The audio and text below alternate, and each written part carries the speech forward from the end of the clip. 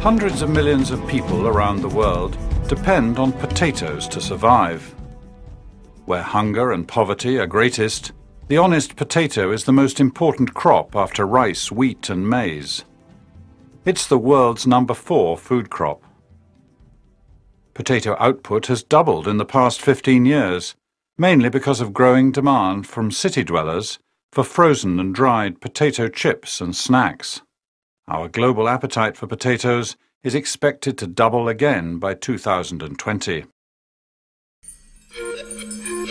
The potato was first cultivated near the present border of Peru and Bolivia some 8,000 years ago. The Incas believed the moon conferred fertility on women and moved Mother Earth to offer up her potatoes at harvest time. The Spaniards took potatoes from Latin America to Europe in the 1500s, and since then the potato has become a major carbohydrate in diets around the world. China is now the world's largest potato producer, followed by India and the Russian Federation, then the United States. Potatoes are grown from the mountains of Peru to the plains of northern Europe. They flourish in Rwanda's equatorial highlands. Consumption in developing countries has soared from an average of 9 kilograms per capita in the early 1960s to over 14 kilograms today. Clearly, the potato has a lot to offer. Helping farm families to earn money growing potatoes is one way of helping them break out of the poverty trap. The fast-growing potato even works well in small plots cultivated by poor families in cities, who account for an increasing percentage of total poverty worldwide. And with their high energy and vitamin C content, potatoes are good for us. In the past, though, the potato was often overlooked when it came to agricultural development policies.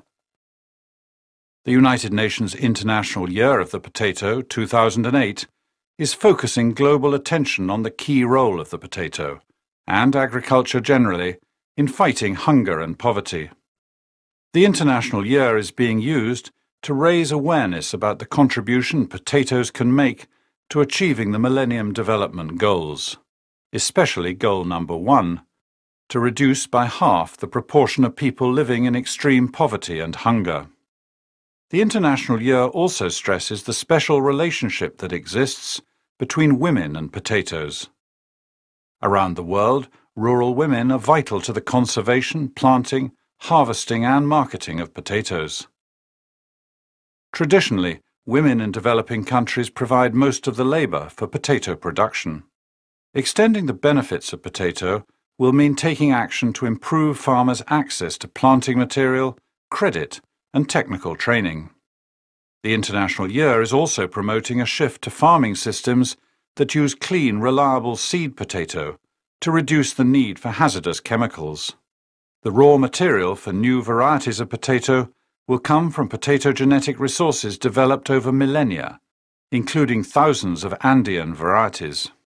In the Andean region, generations of farmers have domesticated thousands of potato varieties by encouraging cross-pollination of potato flowers.